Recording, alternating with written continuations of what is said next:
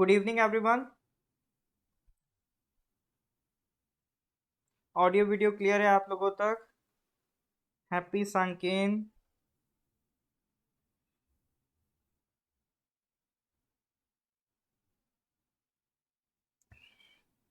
हाँ जी, क्लियर है यहाँ तक।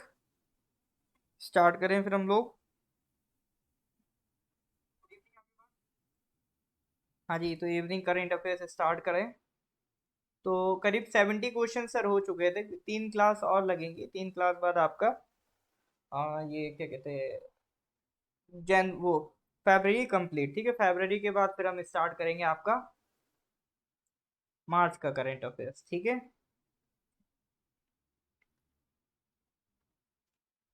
Okay sir. तो पहले पिछले कुछ क्वेश्चंस रिवाइज कर लेते हैं, इसका आंसर दीजिए।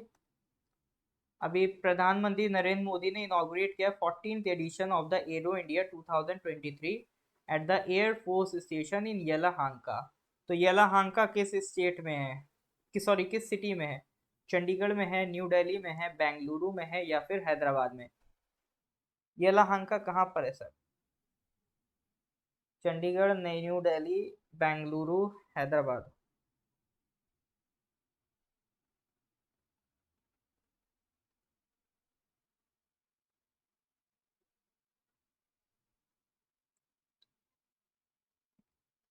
Correct answer is your Bengaluru. ठीक है, ऑल राइट सर। ठीक है, ठीक। तो recently who amongst the following has been appointed as the chief justice of the Guwahati high court? तो अभी गुवाहाटी हाई कोर्ट के चीफ जस्टिस कौन से बने, कौन बने? ये क्वेश्चन सर हमने पिछली क्लास में कर चुके हैं। ये क्वेश्चन हम लोग पिछली क्लास में कर चुके हैं, ये एक बार मैं फिर से रिवाइज करा रहा हूँ आपको।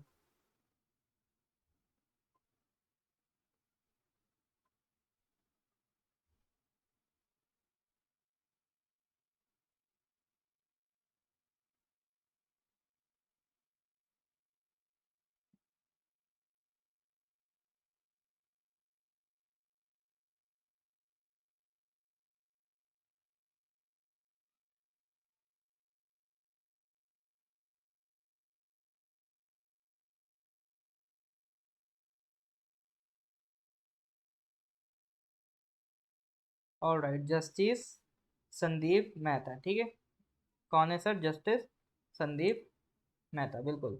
चलो, तो 70 क्वेश्चन हो गए थे लास्ट क्लास में।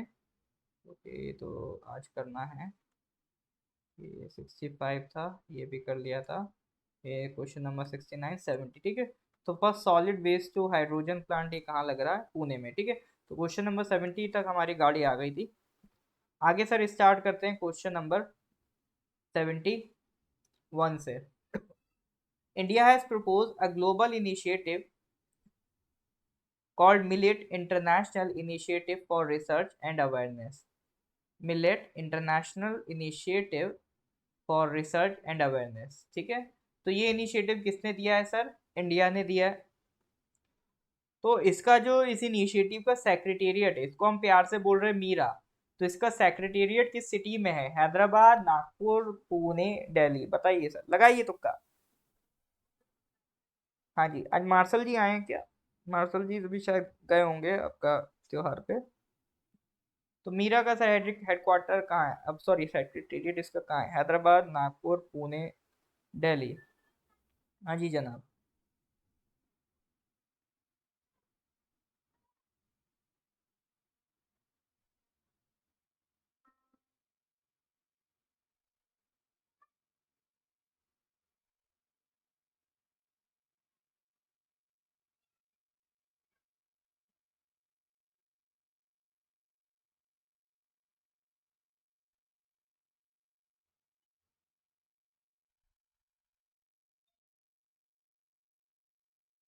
हाँ जी, लगाइए सर तुक्का।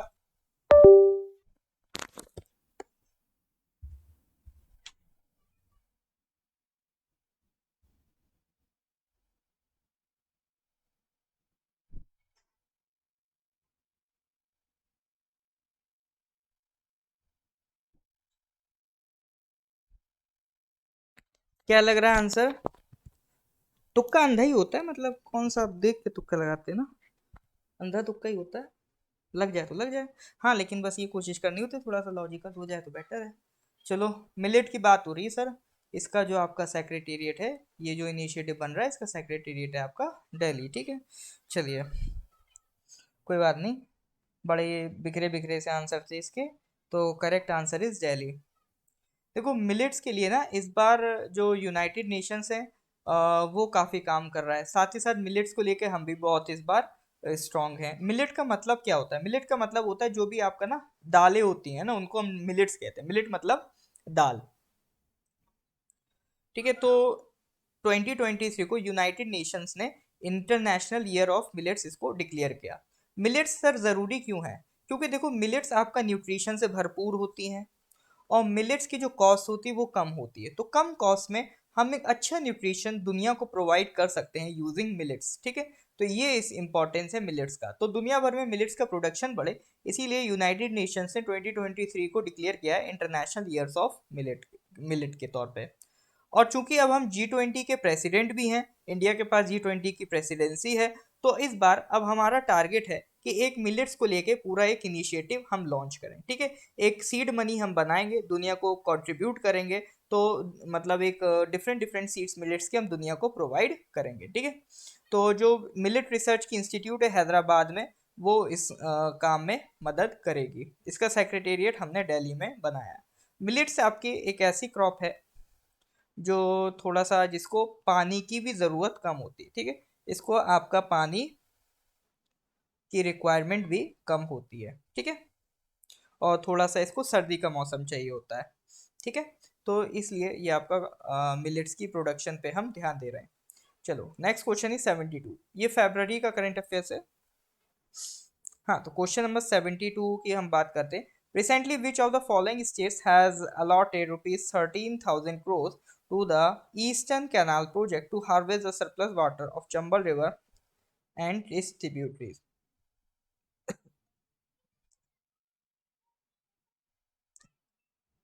Recently, which of the following states has allocated ₹13,000 crores to the Eastern Canal project to harvest the surplus water of Chambal River and its tributaries? और कौन कौन सी ट्रिब्यूटरीज हैं? कुन्नू है, पार्वती है और काली सिंध है, ठीक है। तो कुन्नू, पार्वती, काली सिंध, ये किसकी ट्रिब्यूटरीज हैं? चंबल की ट्रिब्यूटरीज हैं, ठीक है। और चंबल किसकी ट्रिब्यूटरी है? चंबल यमुना की ट्रिब्यूटरी है, और यमुना किस में मिलती है? गंगा में मिलती है, ठीक है। तो एक प्रोजेक्ट चल रहा है ईस्टर्न कैनाल प्रोजेक्ट, उससे हम करना क्या चाहते हैं, जो चंबल और उसकी ट्रिब्यूटरी से आने वाला एक्स्ट्रा वाटर है जो यूटिलाइज नहीं हो पाता है, हम उसको यूटिलाइज करके आसपास के एरिया में इरिगेशन सप्लाई करेंगे, इरिगेशन प्रोवाइड करेंगे, ठीक है। ताकि आसपास के एरिया में जहाँ पर पानी की कमी है वहाँ पर हम ये सरप्लस वाटर पहुंचा सकें। तो इसके लिए एक ईस्टर्न कैनाल प्रोजेक्ट लॉन्च किया गया है। तो सवाल ये है कि सर ईस्टर्न कैनाल प्रोजेक्ट किस स्टेट गवर्नमेंट का? मध्य प्रदेश, राजस्थान, गुजरात या फिर यूपी? हाँ जी, तो मतलब मतलब चंबल से याद आते चंबल के डाकू, और डाकू से तो सर यूपी याद आता है, इसलिए तुक्का लगा दो सर यूपी। हाँ, अब यूपी से डाकू साफ हो रहे हैं सर, ठीक है। चलो, करेक्ट आंसर यूपी नहीं है, वैसे करेक्ट आंसर इज राजस्थान, ठीक है। चंबल एक इंपॉर्टेंट रिवर है राजस्थान की। तो ईस्टर्न राजस्थान कैनाल, इसका एक्चुअल में नाम ही यही है, ईस्टर्न राजस्थान कैनाल प्रोजेक्ट, ठीक है। Eastern Rajasthan canal project. तो ये आपका जो चंबल की ट्रिब्यूटरीज हैं, और जो चंबल का सरप्लस वाटर है, ये आसपास के एरिया में उसको इरिगेशन के लिए प्रोवाइड किया जाएगा विद द क्या कहते हैं, with the development of canal. Canal develop करके डिफरेंट डिफरेंट शहर में, जैसे आपका कोटा है, बूंदी है, सवाई माधोपुर है, टोंक है, अजमेर है, तो ये सारे जो एरियाज हैं इनमें हार्वेस्टिंग की सुविधा बढ़ाई जाएगी, इरिगेशन को बढ़ाया जाएगा, ठीक है। It aims to harvest surplus water available during the rainy season in rivers in southern Rajasthan such as Chambal and distributaries Kunnu, Parvati and Kali Sindh. तो वो राजस्थान में अगर देखोगे तो जो राजस्थान का ईस्टर्न हिस्सा है, यहाँ पर आपको फिर भी रेनफॉल देखने को मिल जाएगी, यहाँ पर फिर भी थोड़ा सा इरिगेशन देखने को मिल जाएगा। वेस्टर्न साइड्स पे तो बिल्कुल डेजर्ट है, लेकिन जो सदर्न साइड में आपका चंबल और उसकी ट्रिब्यूटरीज हैं उसकी वजह से उसका जो सरप्लस वाटर है रेनी सीजन में उसको हम यूटिलाइज कर सकते हैं इसकी अदर डिस्ट्रिक्ट्स में, ठीक है। तो ये पर्पस है आपका ईस्टर्न कैनाल प्रोजेक्ट राजस्थान का। समझ रहे हैं कि नहीं समझ रहे हैं? इज दैट क्लियर और नॉट? समझ में आ रहा है तो give me thumbs up. UP में बहुत इलीगल एनकाउंटर होता है। अब ये तो सर कोर्ट डिसाइड करेगी। चलो जी।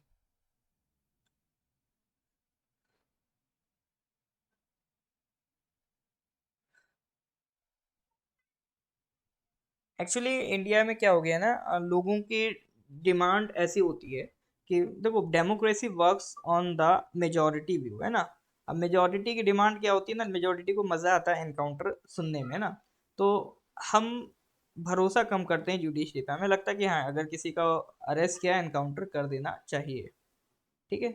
लेकिन हाँ अगर एनकाउंटर इलीगल है तो वो गलत है, ठीक है। बाकी यूपी में अभी काफ़ी इनकाउंटर्स हुए लगे हैं, लेकिन उस पर कमेंट करना कि वो लीगल है इलीगल है ये अप्रोप्रिएट नहीं रहेगा जब तक हमें जुडिशरी से एक क्लीन चिट इसको नहीं मिल जाती है ना। क्योंकि हम लोग एक एक्सपेरेंट है, तो हम लोग एक्सपेरेंट के पॉइंट्स ऑफ व्यू से कहेंगे, हम लोग किसी भी मतलब एक पॉलिटिकल पार्टी के सपोर्ट या अगेंस्ट में नहीं बोलेंगे ना। चलो तो ये हो गया sir 72। Question number 73। Recently the government of India has approved Namami Gange mission 2, Namami Gange Mission 2 with a budgetary outlay of rupees 22,500 crore till which of the following years, ठीक है। अभी देखो सरकार ने एक नमामि गंगे मिशन चलाया था, तो अब उसी का पार्ट 2 लॉन्च हो गया, नमामि गंगे मिशन 2। 22,500 करोड़ अलॉट किए गए हैं इसके लिए। तो ये मिशन कब तक चलेगा? 24 तक चलेगा, 26 तक चलेगा, 27 तक चलेगा, या सर आपका 2030 तक चलेगा? बताइए।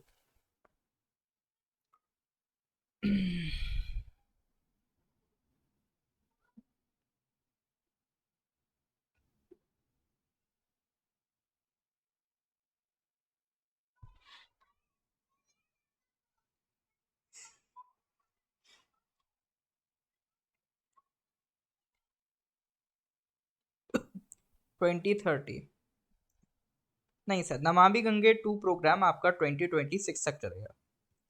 एक बार देख लेते हैं सर, ये नमामि गंगे 2 आया है तो ये नमामि गंगे प्रोग्राम है क्या? तो आपका नमामि गंगे प्रोग्राम है इंटीग्रेटेड कंजर्वेशन मिशन, ठीक है।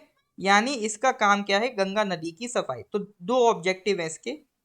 Abatement of effective abatement of pollution, abatement मतलब रिड्यूस करना, मतलब एक तो गंगा रिवर में पॉल्यूशन कम करना, और दूसरा conservation and rejuvenation of national river Ganga, और गंगा के पानी को कंजर्व करना, जो गंगा का एरिया आपका सूखता जा रहा है उसको दोबारा से रिवाइव करना, ठीक है। गंगा का जो रिवर एरिया आपका ड्राई होता जा रहा है उसको कंजर्व जो ड्राई होता जा रहा है उसे कंजर्व करना, और जो ड्राई हो चुका है उसे रिवाइव करना, ठीक है। तो दो काम है ये नेशनल नमामि गंगे प्रोग्राम के, ठीक है। ये इसको कौन सी मिनिस्ट्री चला रही है? तो department of water resources river development and Ganga rejuvenation under ministry of जल शक्ति ये काम चल रहा है, ठीक है। और ये सारा प्रोग्राम नमामि गंगे प्रोग्राम को इम्प्लीमेंट कौन कर रहा है? इम्प्लीमेंट कर रहा है सर आपका national mission for clean Ganga. Implementing body कौन सी है? National mission for clean Ganga, ठीक है। अच्छा, ये जो national mission for clean Ganga है ये आपका नेशनल गंगा काउंसिल की भी इम्प्लीमेंटेशन विंग है। अब ये नेशनल गंगा काउंसिल क्या है? ये काउंसिल को सबसे इंपॉर्टेंट बात, इसको चेयर करते हैं प्रधानमंत्री, ठीक है। ऐसी कोई भी काउंसिल, ऐसी कोई भी ऑर्गेनाइजेशन जिसके चेयरमैन प्रधानमंत्री होते हैं वो बहुत इंपॉर्टेंट होती है। तो ध्यान रखना नेशनल गंगा काउंसिल के चेयरमैन कौन है? प्राइम मिनिस्टर हैं। तो ये इन्वायरमेंट प्रोटेक्शन एक्ट 1986 के तहत बनाई गई। ये भी क्वेश्चन आपके एग्जाम में आता है कि इन्वायरमेंट प्रोटेक्शन एक्ट किस ईयर में पास हुआ है, ठीक है। एक वाइल्ड लाइफ प्रोटेक्शन एक्ट बहुत पूछते हैं, वाइल्ड लाइफ प्रोटेक्शन एक्ट कब का है? 1972 का है। इसी तरह से इन्वायरमेंट प्रोटेक्शन एक्ट ये कब का है सर? ये आपका 1986 का है। तो ये दोनों लॉज आपके एग्जाम में बहुत पूछे जाते हैं किस ईयर का, ठीक है। तो नेशनल गंगा काउंसिल किसके अंडर बनी है? इन्वायरमेंट प्रोटेक्शन एक्ट 1986 के तहत बनी है, ठीक है। तो इसको ओवरऑल रिस्पॉन्सिबिलिटी दी है ताकि जो पॉल्यूशन है उसको रोका जा सके, रिवर को रेजुविनेट किया जा सके, गंगा और उसकी ट्रिब्यूटरीज को, ठीक है। तो नेशनल गंगा काउंसिल का जो भी इम्प्लीमेंटेशन वाला काम है वो कौन करता है, national mission for clean Ganga, ठीक है। इसके अलावा जो नमामि गंगे प्रोग्राम के तहत काम है उसको भी कौन इम्प्लीमेंट करेगा, national mission for clean Ganga, ठीक है। तो ये नमामि गंगे प्रोग्राम का आपको मोटिव क्लियर होना चाहिए। तो इसका मोटिव दो है, एक तो पॉल्यूशन कम करना, दूसरा रिवर को कंजर्व और रेजुविनेट करना। आई hope it is clear now, ठीक है। तो तीन इंपॉर्टेंट इसमें मैंने आपको टर्म बताए, एक तो नमामि गंगे प्रोग्राम, एक national mission for clean Ganga, एक national Ganga council. National Ganga council EPA 1986 के तहत बनी, प्रधानमंत्री इसके चेयरमैन होते हैं, ठीक है। और नमामि गंगे प्रोग्राम, ठीक है, किस मिनिस्ट्री के अंदर आता है, मिनिस्ट्री ऑफ जल शक्ति। इज दैट क्लियर और नॉट? क्लियर है सर, यहाँ तक क्लियर है तो गिव मी थम्स अप। बाकी फिर मुझे क्वेश्चन नंबर 74 का आंसर दीजिए। Recently, the fourth edition of the joint training exercise Dharma Guardian 2023 has started between India and which of the following countries? Exercise Dharma Guardian 2023 has started between India and which of the following countries? बताइए, धर्मा guardian किस किस country के बीच हो रही है sir? USA, एक तो India है और दूसरी कंट्री कौन सी है? यूएसए है, फ्रांस है, जापान है या रशिया?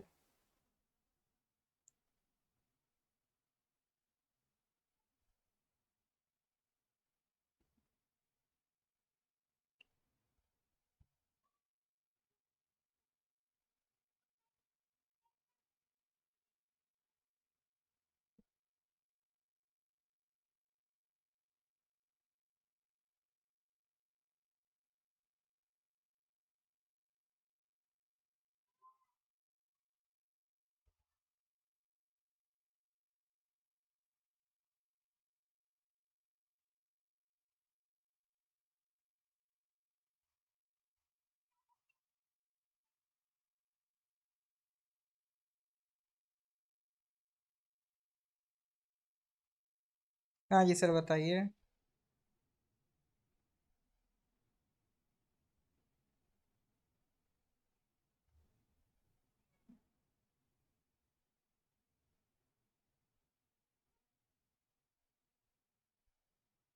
तो धर्मा गार्जियन किसके साथ कर रहे हैं सर? फ्रांस। ओके, फ्रांस लग रहा है आपको। चलो, correct answer is Japan. Dharma guardian exercise है हमारी जापान के साथ। अब देखो, जापान का मैप मैंने यहाँ पर बना दिया है। जापान के मैप बहुत इंपॉर्टेंट है ना। इधर रशिया से सी ऑफ ओखोत्स्क अलग करता है, ठीक है। इधर जापान और रशिया, इनके बीच में कुछ आइलैंड्स हैं जिन्हें कहते हैं कुरील आइलैंड्स, ठीक है, कुरील आइलैंड्स। ये डिस्प्यूटेड हैं बिटवीन जापान एंड रशिया। तो रशिया के, ये जापान के जस्ट ऊपर इधर कुछ आइलैंड्स हैं जिन्हें हम कहते हैं कुरील आइलैंड, ठीक है। फिर ये कोरिया से इसको अलग करता है इधर सी ऑफ जापान। फिर नीचे इसको साउथ कोरिया और चाइना से अलग करेगा, ईस्ट चाइना सी। और यहाँ पर आपको ryukyu कुछ जो आइलैंड्स मिलते हैं, इन्हें ryukyu आइलैंड्स कहते हैं ना। तो जापान में मेनली चार इंपॉर्टेंट आइलैंड्स हैं। चार इंपॉर्टेंट आइलैंड जापान के नाम ध्यान रखना। सबसे ऊपर होकाइडो, सेकंड वाला है होन्शु। तो ये जो सबसे बड़ा आइलैंड है इसका वो होन्शु ही है। होकाइडो, देन होन्शु, फिर ये है सर शिकोकू, और ये है आपका Kyushu. Hokkaido, Honshu, Shikoku, Kyushu, ठीक है। तो ये आपको चार आइलैंड्स मेनली ध्यान रखने, होकाइडो, होन्शु, शिकोकू, क्यूशु। इसमें जितने भी बड़े बड़े आप देखोगे शहर हैं ज्यादातर, जैसे फ्यूकुशिमा है, सेंडाई है, टोक्यो है, योकोहामा है ना, नागोया है। तो ये सारे आपके ज्यादातर बड़े बड़े सिटीज जो हैं जापान के, वो किस आइलैंड पे हैं? होन्शु आइलैंड पे। सबसे बड़ा आइलैंड इनका होन्शु ही है, ठीक है। बाकी एक छोटा सा एक ओकिनावा भी है, ठीक है। होकाइडो, होन्शु, शिकोकू, क्यूशु, अगर ये याद हो जाए तो इसके बाद एक छोटा सा आइलैंड ओकिनावा भी देख लीजिएगा ना। तो ये भी किसका पार्ट है? जापान का ही पार्ट है। सबके बिल्कुल सदर्न में जापान के ये एक आइलैंड है, ओकिनावा आइलैंड, ठीक है। तो ये सारे मेन आइलैंड्स किसके हैं? जापान के। तो नाम ध्यान रखिएगा सर, कभी भी एग्जाम में आपसे पूछे जा सकते हैं। और जापान की कैपिटल तो आई थिंक आप बता सकते हैं, इट इज टोक्यो। ठीक है, चलो जी, तो ये हो गई सर जापान के मैप के बारे की बात। क्वेश्चन नंबर 70 पे आते हैं, 75। Recently, Germany-based firm Hensoldt has announced a collaboration agreement with which of the following companies for design and manufacturing of obstacle avoidance system for Indian helicopter.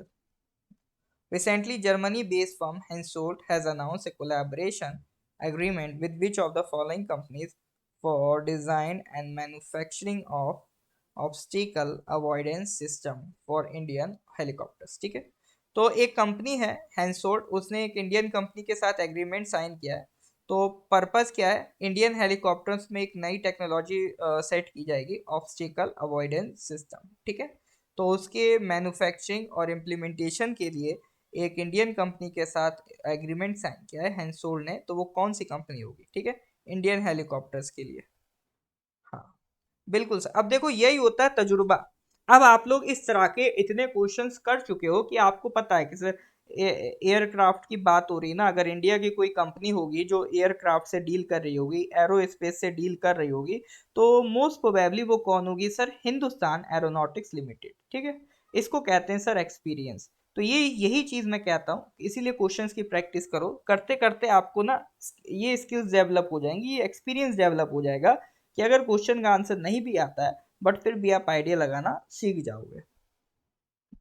और sir इसका करेक्ट आंसर बिल्कुल Hindustan aeronautics limited है। ठीक है, तो obstacle avoidance system एक नई तरीके की टेक्नोलॉजी है ताकि किसी भी तरह से दो आपके एयरक्राफ्ट हैं उनके कोलिजन को हम रोक सकें। ठीक है, इसमें लिडार टेक्नोलॉजी यूज हो रहा है। लिडार टेक्नोलॉजी क्या है पढ़ लेना आप, कोई नहीं पूछेगा ना, बाकी पढ़ना चाहो तो पढ़ लो, इसलिए मैंने यहाँ पर मेंशन कर दिया, पूछने वाला कोई नहीं है। ठीक है, तो ये टेक्नोलॉजी इंडियन हेलीकॉप्टर्स में यूज होगी।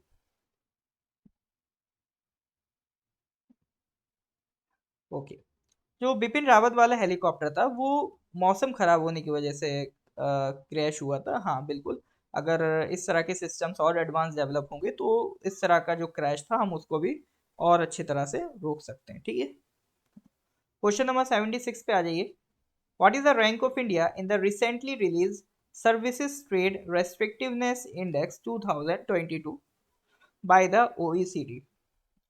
What is the rank of India in the recently released Services Trade Restrictiveness Index 2022 by the OECD? 46, 47th, 48th या फिर सर 49th?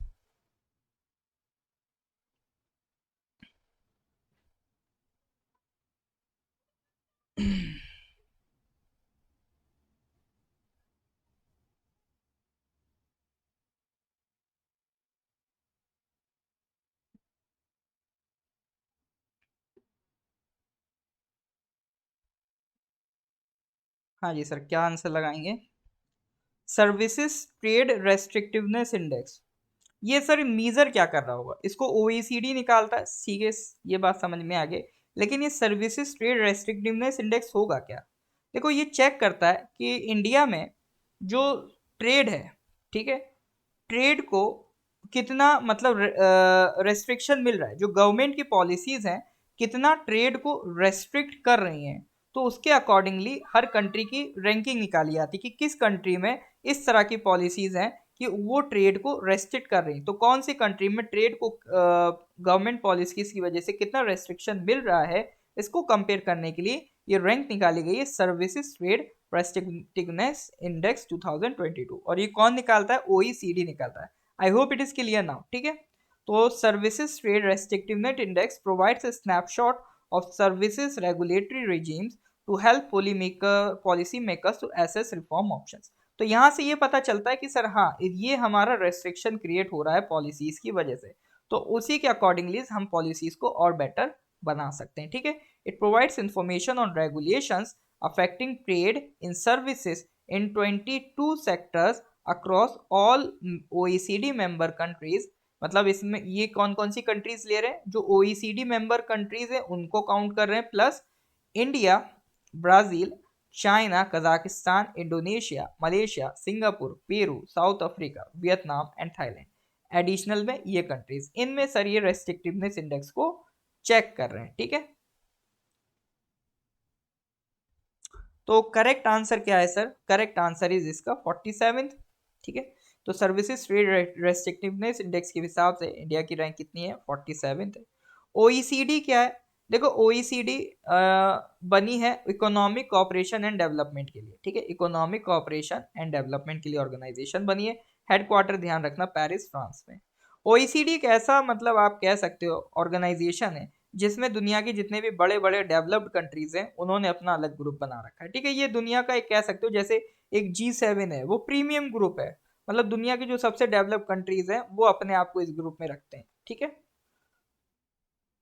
इसी तरह से ओईसीडी भी इसी तरह का एक प्रीमियम ग्रुप है दुनिया का, जो बाकी इंडिया जैसी कंट्रीज को ये हमसे थोड़ा सा बचते हैं। इतनी आसानी से ये हमें इसका मेंबर नहीं बनाना चाहते हैं। तो इसमें मेंबर्स हालांकि आपका कौन कौन सी कंट्रीज है? ऑस्ट्रेलिया है, ऑस्ट्रिया है, Belgium, Canada, Chile, Colombia, Costa Rica, चेक Republic, Denmark, Estonia, Finland, France, Germany, Greece, Hungary, island, आपका Ireland, Israel, Italy, Japan, Korea, Latvia, Lithuania, Luxembourg, Mexico, Netherlands, New Zealand, Norway, Poland, Portugal, Slovak, Slovenia, Spain, Sweden, Switzerland, तुर्की, UK, US. मतलब करीब करीब पूरा Europe उठा रखा है। ठीक है, तो ओईसीडी में जो मेजॉरिटी पार्ट किसका है ये आप देख सकते हो, पूरा पूरा आप यूरोप है। यूरोप है, नॉर्थ अमेरिका है ना, इधर ये जापान है, साउथ कोरिया है, कुछ आपके साउथ अमेरिका की कंट्रीज हैं। तो ये मिलके आपका क्या बनाते हैं? ओईसीडी बनाते हैं। ठीक है, तो ये सर्विसेज ट्रेड रेस्ट्रिक्टिवनेस इंडेक्स की रैंक कौन निकालता है सर? आपका OECD. Let's move to the next question, question number 77। Recently, which of the following organizations has developed new data link communication called वायुलिंक? ये वायुलिंक सर किसने बनाया? एयरफोर्स ने बनाया, इसरो ने बनाया, डीआरडीओ ने बनाया, या भारत डायनेमिक्स लिमिटेड ने बनाया?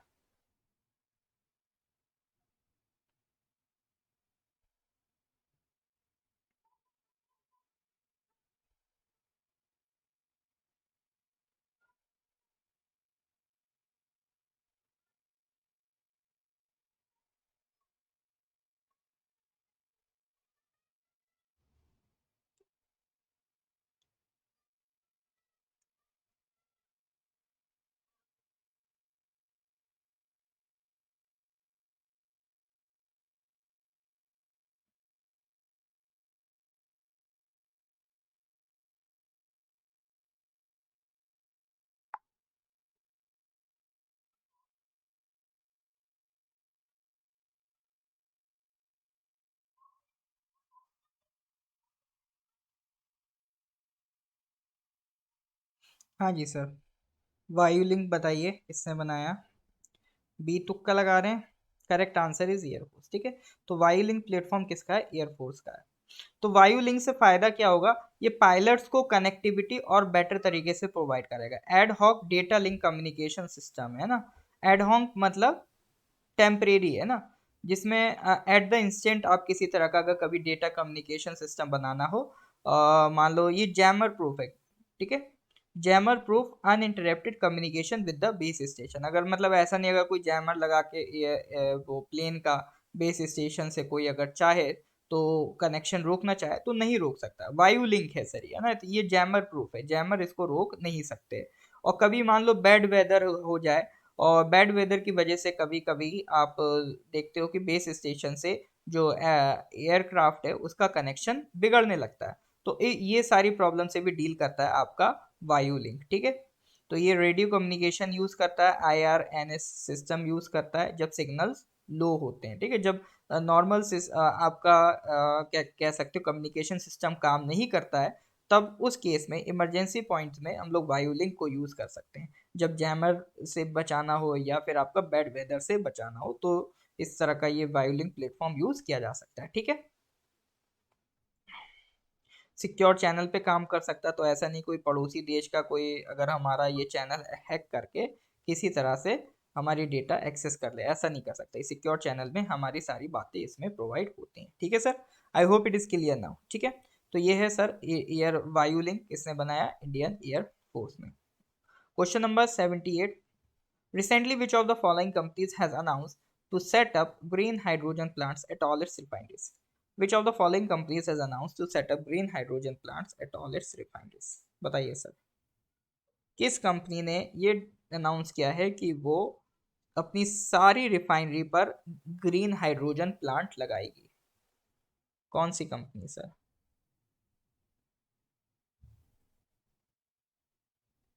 बताइए जरा।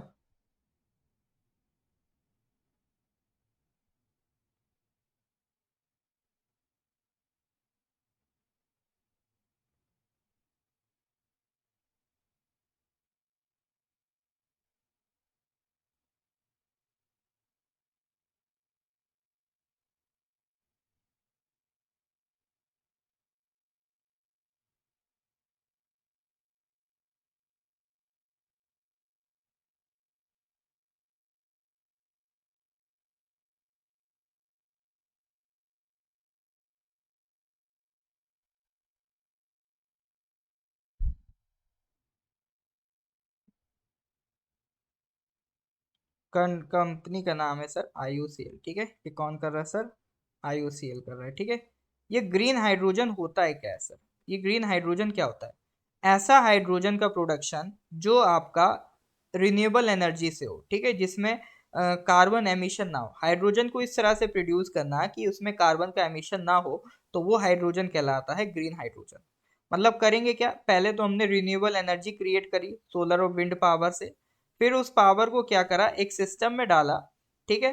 और उस सिस्टम में क्या करेंगे, हम पानी भी डालेंगे, ठीक है। ये पावर से हम लोग पानी को सेपरेट करेंगे, ठीक है। हमने पहले एक मतलब आपका carbon emission free energy use करी, रिन्यूएबल एनर्जी। उस रिन्यूएबल एनर्जी से हम लोग क्या करेंगे, वाटर को इलेक्ट्रोलिसिस प्रोसेस से ब्रेक करेंगे। O2 अलग करेंगे, H2 अलग करेंगे।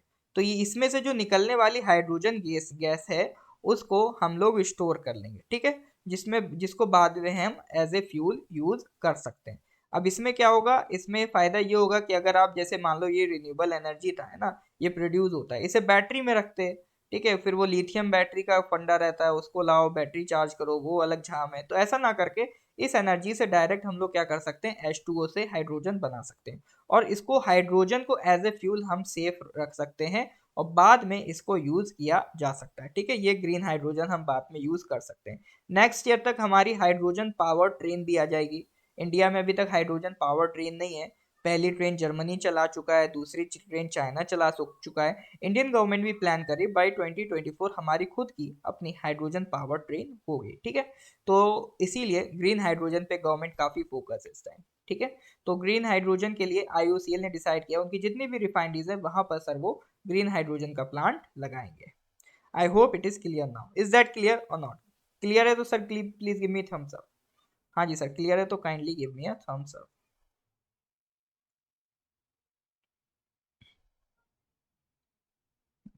क्वेश्चन नंबर 79 पे आते हैं।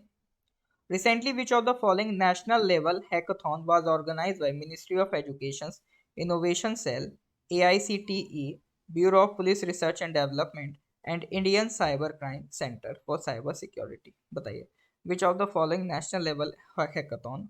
इन सब ने मिलकर एक नेशनल लेवल हैकाथॉन ऑर्गेनाइज कराया था, तो उसका नाम क्या है? बताइए सर, इन सब ने मिलकर एक नेशनल लेवल हैकाथॉन ऑर्गेनाइज कराया था, क्या नाम है उसका? सी तुक्का? ओके। साइबर सिक्योरिटी के लिए था, साइबर सिक्योरिटी के लिए। ओके, तो क्या बात है, सब सी की तरफ जा रहे हैं। तो बहुमत सर हमारा सी की तरफ है। चलो करेक्ट आंसर देखते हैं। करेक्ट आंसर इज कवच 2023, ठीक है। कवच 2023। हाँ जी, तो इन सब ने मिलके जो आपका हैकाथॉन ऑर्गेनाइज कराया उसका नाम क्या है? कवच 2023। आसान था। Next question, question number 80। Recently, which of the following organizations presented the Ustad Bismillah Khan युवा पुरस्कार to 102 artists? इसमें से किस ऑर्गेनाइजेशन ने उस्ताद बिल्ला खान सॉरी उस्ताद बिस्मिल्लाह खान युवा पुरस्कार 102 आर्टिस्ट को प्रोवाइड किया? ललित कला अकेडमी, SPIC मकाई, Indira Gandhi national centre for the arts, या फिर संगीत नाटक अकादमी? बताइए सर, उस्ताद बिस्मिल्लाह खान युवा पुरस्कार कौन बांट रहा है?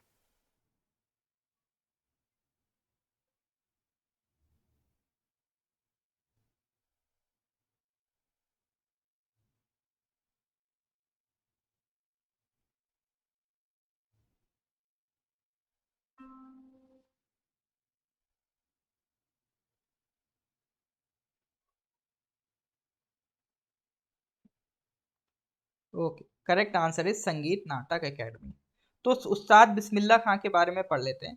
देखिए, इंडिया में अगर शहनाई का जब भी नाम लिया जाएगा तो उस्ताद बिस्मिल्लाह खां को याद किया जाएगा। एक फेमस शहनाई म्यूजिशियन रहे हिंदुस्तान के, ठीक है। कुछ ही गिने चुने few musicians in the country हैं वो जिनको भारत रत्न दिया गया है, ठीक है। और साथ ही साथ हमारा जब फर्स्ट रिपब्लिक डे सेलिब्रेशन हुआ था तो उन्होंने ही शहनाई प्ले करी थी इन 1950। और यूएसए में भी उनको काफ़ी सम्मानित किया गया है। उनका जो लिंकन सेंटर हॉल है यूएसए का, वहां पर भी उनको इनवाइट किया गया है to perform his shehnai music, ठीक है। हाँ, तो उस्ताद लग गया तो मतलब सर उस्ताद तो म्यूजिक के ही होते हैं। तो ये अवार्ड सर संगीत नाटक एकेडमी बांटता है, ठीक है। संगीत नाटक एकेडमी क्या, इंडिया की नेशनल एकेडमी है म्यूजिक डांस और ड्रामा की। तो एजुकेशन मिनिस्ट्री के द्वारा इसको क्रिएट किया गया था, ठीक है। और मिनिस्ट्री ऑफ कल्चर के अंडर ये आती है। और इसको कौन फंड करता है, गवर्नमेंट फंड करती है, पूरा इसको गवर्नमेंट फंड करती है, ठीक है। तो ये एकेडमी है जो अवार्ड्स देती है किसको, युवा पुरस्कार बांटती है किसके नाम पे, उस्ताद बिस्मिल्लाह खां के नाम पे। चलिए सर, तो ये हो गया question number 80। Moving to the sir next question, question number 81। Recently, India's first ever indigenous automatic train supervision system has been launched. It is jointly developed by DMRC and which of the following organizations? ठीक है। तो एक automatic train supervision, indigenous मतलब India का खुद का अपना develop किया गया ये सिस्टम, ठीक है। मेट्रोज में यूज होगा। तो इसको किसने मिलके बनाया, एक तो डीएमआरसी है। और डीएमआरसी के साथ मिलके सर किसने काम किया है, तो सर डीएमआरसी के साथ मिलके भारत इलेक्ट्रॉनिक्स लिमिटेड ने काम किया। क्योंकि इलेक्ट्रॉनिक काम है तो कौन करेगा, डीएमआरसी के साथ मिलके भारत इलेक्ट्रॉनिक्स ने मिलके ये आपका ऑटोमेटेड सुपरविजन सिस्टम डेवलप किया। देखिए, दुनिया में बहुत ही ऐसी कंट्रीज हैं जिनके पास ये सिस्टम अवेलेबल है। फ्रांस है, जर्मनी है, जापान है, कनाडा है, चाइना है। और इसके बाद सर अब जो इंडिया है वो 6 कंट्री बन गई है जिसके पास ये ऑटोमेटिक ट्रेन सुपरविजन सिस्टम है, ठीक है। ट्रेन सुपरविजन सिस्टम करता क्या, ये कंप्यूटर सिस्टम होता है जो पूरा ट्रैक रखता है कि जो आपकी रेल रोड्स हैं कैसे काम कर रही हैं, और स्पीड को इस तरह से मैनेज करता है ताकि ऑप्टिमम पावर पे ट्रेन को यूज किया जा सके, मतलब minimum amount of energy train में खर्च हो। और स्पीड को बहुत ही स्मूथली ये सर आपका कंट्रोल करता है। मतलब जैसे पहले क्या होता था, ट्रेन जब एकदम से स्पीड पकड़ती थी तो हमें धक्का सा फील होता था। तो ये आपका सिस्टम बहुत स्मूथली ट्रेन को गियर अप करता है, जिससे एक तो आपका least amount of energy consume होता है, और साथ ही साथ जो पैसेंजर की जर्नी है वो पहले से थोड़ा सा बेटर हो जाती है, क्योंकि it makes smooth changes in speed. तो मतलब ट्रेन की वर्किंग में ये काफ़ी हेल्पफुल रहता है। और सुपरविजन में ऑटोमेटिक है तो इस वजह से जो स्टाफ की रिक्वायरमेंट होती है ट्रेन में उसको भी ये कम करता है, ठीक है। तो trains with ATS no longer needed to be staffed all the time which can lower cost for staff, ठीक है। तो स्टाफ की रिक्वायरमेंट को भी ये आपका कम करता है, ठीक है। तो that is your automatic train supervision system. Next question पे आ जाओ sir. Recently, the world's first international summit on the responsible use of artificial intelligence in the military, ReAIM 2023, was held in which of the following countries? देखिए, artificial intelligence बहुत तेजी से बढ़ता जा रहा है, लेकिन जब नई टेक्नोलॉजी होती है तो इसके साथ साथ इसके क्या कॉन्सिक्वेंसेज हैं, ये क्या निगेटिव इम्पैक्ट करेगा या किस डायरेक्शन में जाएगा, ये तो आने वाला वक्त ही बताएगा। लेकिन सर अगर आर्टिफिशियल इंटेलिजेंस को अगर हम मिलिट्री में यूज़ करते हैं, और मिलिट्री सर एक रिस्पॉन्सिबल इंस्टीट्यूशन होती है, तो वहाँ पर हमें आर्टिफिशियल इंटेलिजेंस के यूज़ को रैशनलाइज करना पड़ेगा, उसको ऐसे कोड बनाने पड़ेंगे, ऐसे रूल्स बनाने पड़ेंगे ताकि एआई को कोई मिसयूज ना कर पाए, रेस्पॉन्सिबली एआई को यूज करा जा सके, ठीक है। तो इसी के लिए ये पहली इस तरह की मीटिंग ऑर्गेनाइज की गई थी जहां पर मिलिट्री में आर्टिफिशियल इंटेलिजेंस के जो यूज है उसके ऊपर बात होगी कि किस तरह से आर्टिफिशियल इंटेलिजेंस को हम मिलिट्री में रेस्पॉन्सिबली यूज कर सकते हैं। तो ये मीटिंग सर आपका किस कंट्री में ऑर्गेनाइज की गई थी, आर्टिफिशियल से चाइना दिमाग में आता है, ये इंटेलिजेंस आर्टिफिशियल इंटेलिजेंस है, ठीक है।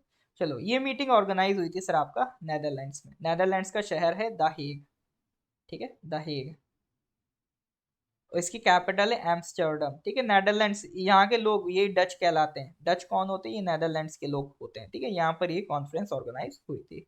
नेदरलैंड की लोकेशन ध्यान रखना सर, बिल्कुल जर्मनी के ऊपर है, नॉर्थ ऑफ जर्मनी में, और यूके से पास में है, ठीक है, डेनमार्क से क्लोज है, फिर इधर आपका अलग बेल्जियम है और ये आपका फ्रांस है, ठीक है। तो यूरोप में एक अच्छी लोकेशन पे आपको नेदरलैंड्स देखने को मिलेगा, और ये किससे बाउंड्री करता है, नॉर्थ सी से, ठीक है। इधर नॉर्थ सी है, इधर बेल्जियम है, इधर ये आपका जर्मनी है, ठीक है, ये इसके पड़ोसी हैं। चलो सर, तो लोकेशन देख ली, नेदरलैंड्स की बात कर ली, कैपिटल देख ली, नेदरलैंड्स की कैपिटल इज एम्स्टर्डम, ठीक है सर। आई होप यहाँ तक आपको चीज़ें समझ गए होंगे। तो आज सर यहीं तक रखते हैं, ठीक है। इसके आगे के question we will discuss in the next class. अगर लेक्चर अच्छा लगा हो तो please do like and share with your colleagues, ठीक है। तो मिलते हैं सर अगली क्लास में। Till then goodbye, have a nice day.